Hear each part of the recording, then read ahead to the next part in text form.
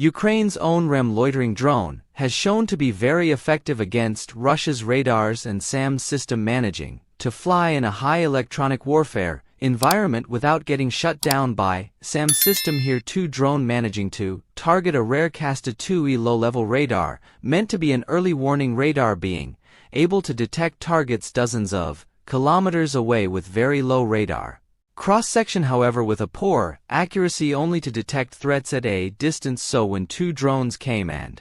hit the system, the surprise became sudden, as the accuracy is low on the radar, with the first doing limited damage to the fragile system, with the second strike causing much more damage.